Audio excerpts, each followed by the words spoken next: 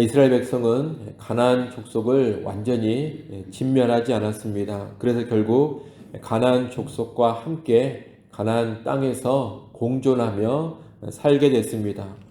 오늘 본문 1절부터 4절까지 말씀은 하나님께서 가나안 족속들을 가나안 땅에 남겨두신 이유를 말하고 있습니다. 이 부분을 얼핏 이해하면 하나님께서 주도적으로 가나안 족속들을 진멸하지 않고 남겨두신 것으로 생각될 수가 있습니다. 하지만 그런 것이 아닙니다. 근본적으로는 이스라엘의 믿음 없음과 불순종으로 가나안 족속이 남겨진 것입니다. 물론 하나님께서 하고자 하신다면 이스라엘에 불순종이 있었다 하더라도 얼마든지 가나안 족속을 모두 진멸시켜 버릴 수 있습니다. 이스라엘이 불순종한다고 해서 하고자 하시는 일을 못 하시는 그런 하나님은 아니시기 때문입니다. 이스라엘이 하지 않는다면 하나님이 직접 그들을 멸하실 수도 있습니다. 소돔과 고모라처럼 얼마든지 하나님이 직접 가나안 족속들을 모두 다 진멸하실 수 있다는 것입니다. 그러나 하나님께서는 이스라엘이 불순종해서 가나안 족속을 진멸하지 않자 그 상태를 그대로 놔두십니다. 그리고 이 불순종으로 나타난 결과를 하나님의 뜻을 위해 사용해 가십니다. 본문은 이것을 한마디로 하나님께서 이러이러한 목적으로 가나안 족속을 남겨두셨다 이런 말로 설명을 하고 있는 겁니다. 그러면 가나안 족속들을 하나님이 남겨두신 이유는 무엇입니까? 오늘 본문은 두 가지를 말하고 있습니다. 하나는 이스라엘을 시험하기 위해서입니다. 그리고 또 하나는 이스라엘에게 전쟁을 가르쳐 알게 하기 위해서입니다. 이스라엘을 시험한다는 것은 가나안 족속에 유혹이 있는 가운데서도 하나님의 말씀대로 순종하는지를 지켜보시겠다는 뜻입니다. 그리고 전쟁을 가르쳐 알게 하신다는 것은 전쟁은 여호와께 속한 것이요 군사도 적고 무기가 열악하더라도 하나님에 대한 믿음으로 승리할 수 있다는 것을 가르치시겠다는 뜻입니다. 우리는 이를 통해 불순종의 결과물도 사용하시는 하나님이시라는 것을 알게 됩니다.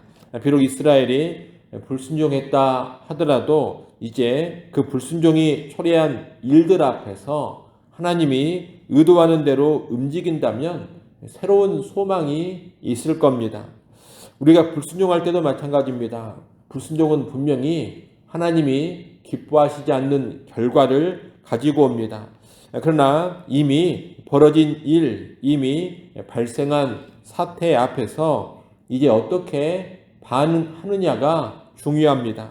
회개할 것을 회개하고 이제 불순종이 초래한 일들 가운데서도 믿음으로 살아가고 순종으로 살아간다면 불순종의 결과들을 통해서 오히려 연단이 되어지고 배울 것을 배우게 되고 하나님께 더 가까이 나아갈 수가 있습니다. 그러니 우리가 설령 불순종해서 부정적인 결과들, 좋지 않은 결과들을 맞이했다 하더라도 다시금 하나님 앞에 바로 설 수 있기를 바랍니다. 불순종해서 좋지 않은 결과가 온 것으로 다 끝나버린 것이 아닙니다. 불순종이 초래한 일들 앞에서도 다시금 회개하고 그 토대 위에서 하나님이 원하시는 방향으로 나아간다면 새로운 소망의 삶이 열릴 수가 있습니다. 이를 꼭 기억하시고 혹시라도 불순종해서 비극적인 결과, 부정적인 일들을 맞이했다면 거기서 절망하거나 좌절하지 마시고 다시금 하나님 앞으로 나아가는 그런 성도님들이 꼭 될 수 있기를 바랍니다.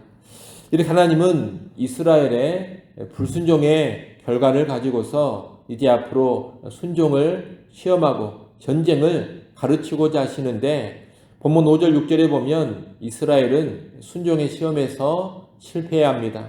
가나안 족속과 함께 살던 이스라엘은 모세를 통해 주신 율법을 따르지 않습니다.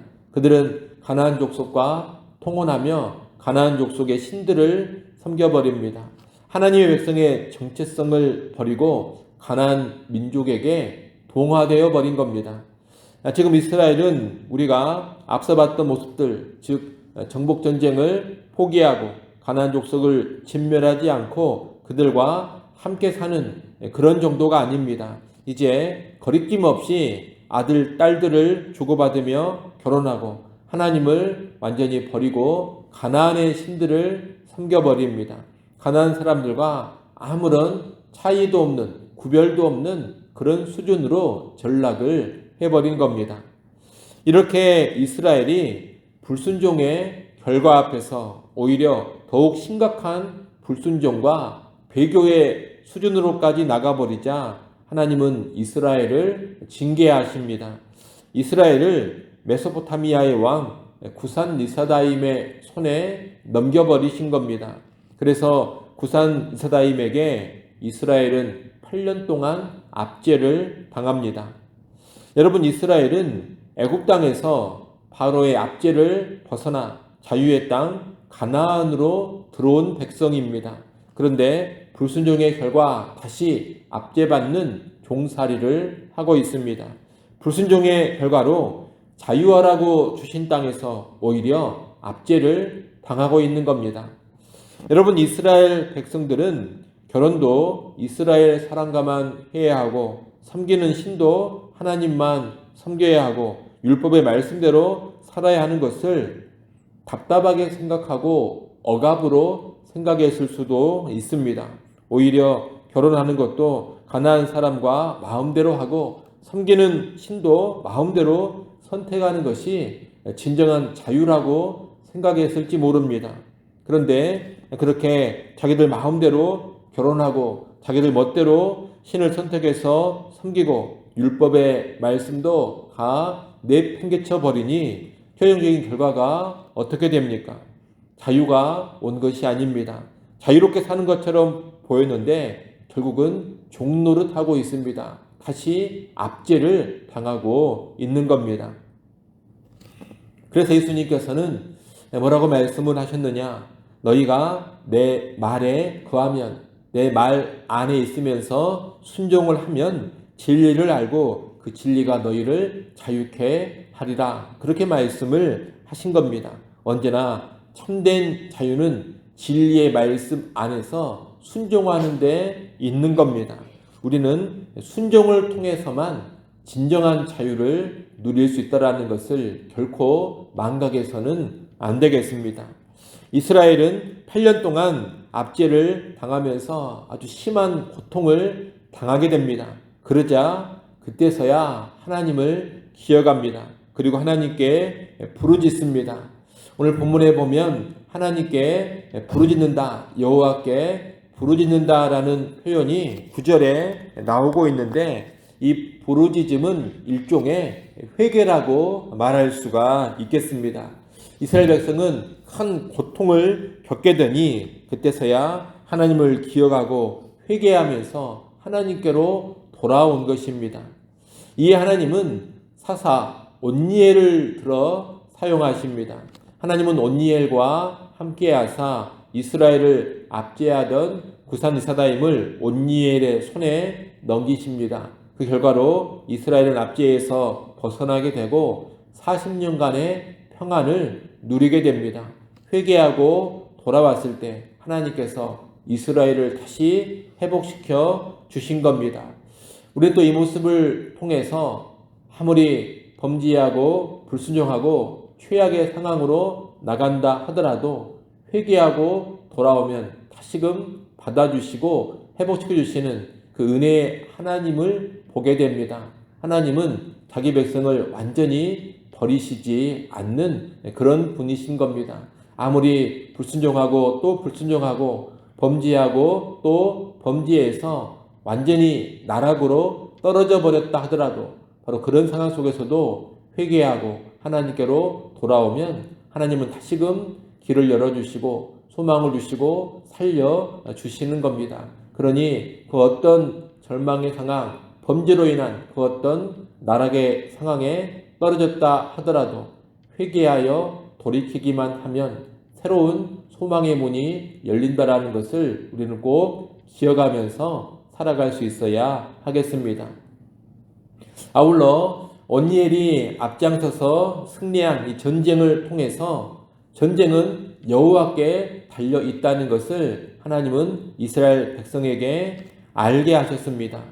노예 생활을 하다가도 압제를 당하다가도 하나님이 함께 하시면 그들을 압제하던 강성한 왕도 얼마든지 무너뜨릴 수 있다는 것을 하나님이 가르쳐 주신 겁니다. 특히 이스라엘 백성이 압제당하고 구원받는 과정을 보면 철저히 하나님의 주권 가운데 이루어지고 있는 것을 보게 됩니다. 여러분 8절 말씀을 한번 보십시오. 8절에 보면 여호와께서 이스라엘에게 진노하사 그들을 메소포타미아 왕 구산 리사다임의 손에 파셨으므로 이렇게 되어 있습니다. 여호와께서 이스라엘을 구산 리사다임의 손에 파신 겁니다. 구산 리사다임이 저절로 강성해져서 이스라엘을 압제한 것이 아닙니다. 징벌의 차원에서 하나님이 그렇게 하신 겁니다. 또 10절 말씀을 보십시오. 10절에 보면 여호와의 영이 그에게 임하셨으므로 그가 이스라엘의 사사가 되어 나가서 싸울 때 여호와께서 메소포타미아의 왕 구산 리사다임을 그의 손에 넘겨주심에 온니엘의 손이 구산 리사다임을 이기니라 이렇게 말씀하고 있습니다. 여호와께서 구산 리사다임을 온니엘의 손에 넘겨주신 겁니다.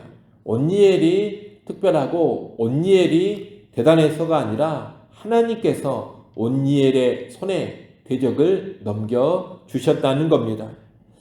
이렇게 8절과 10절에서 구산 리사다임의 손이 나오고 온니엘의 손이 나오는데 이들의 배후에서 이 모든 것을 주장하고 계시는 진정한 손이 있는 겁니다. 바로 하나님의 손입니다. 하나님의 손이 모든 것을 주장하시고 모든 것을 좌우하십니다. 이스라엘의 대적도 하나님의 손이, 이스라엘의 구원자도 하나님의 손이 좌우하십니다. 이스라엘의 징벌도 이스라엘의 회복도 하나님의 손이 주장해 가십니다. 우리는 이 보이지 않는 하나님의 손을 믿음의 눈으로 바라볼 수 있어야 하겠습니다. 온 우주 만물의 참된 신은 여호와 하나님 한 분밖에 없습니다. 인간의 생사화복을 주장하시는 분도 하나님 한 분뿐입니다. 나라의 흥망성쇠를 주장하시는 분도 여호와 하나님 한 분뿐입니다. 그분이 주권자시요 그분의 손에 모든 것이 다 달려있는 겁니다. 이스라엘 백성은 이를 알고 가나안 땅에 수많은 죄의 유혹들 또 다른 신을 섬기게 하는 많은 유혹이 있다 하더라도 그 하나님만 섬기고 그 하나님의 말씀에만 순종하며 살아야 하는 겁니다. 지금도 똑같습니다. 여러분 변함없이 하나님의 손에 이 세상 모든 것이 달려 있습니다. 우리 개개인의 인생과 우리의 가정, 우리의 자녀들이 하나님의 손에 달려 있습니다. 교회도 하나님의 손에 달려 있습니다. 나라와 민족도 하나님의 손에 달려 있습니다.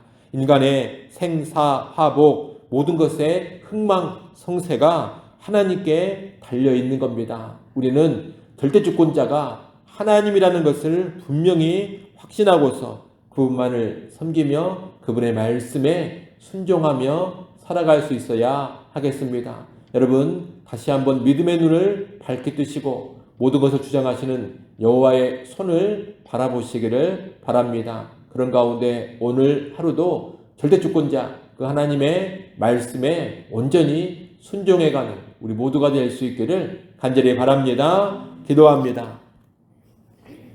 하나님 아버지, 보이지 않는 하나님의 손이 세상의 모든 것을 주장하고 다스려가고 계심을 깨닫게 하여 주시옵소서. 눈에 보이는 인간의 손이 모든 것을 다 움직여가는 것 같지만 그 배후에 하나님의 손이 있음을 알게 하시고 우리가 믿음의 눈을 떠서 그 보이지 않는 하나님의 손을 밝히 보며 살아가게 하여 주옵소서. 우리의 생사화복이 또한 모든 것의 흥망성쇠가 여호와의 손에 달려 있으니 오직 여호와 하나님만 섬기게 하시고 하나님의 말씀에만 순종하며 살아가게 하여 주옵소서. 하나님을 섬기고 하나님 말씀에 순종하는 것에 우리의 모든 것이 달려 있음을 알게 하셔서 오늘 하루도 하나님을 기쁨으로 섬기며 기쁨으로 하나님의 말씀에 순종케 하여 주옵소서. 아버지 하나님, 또 이 새벽 시간 우리를 깨워주시고 기도하는 자리로 또다시 불러주셔서 감사합니다.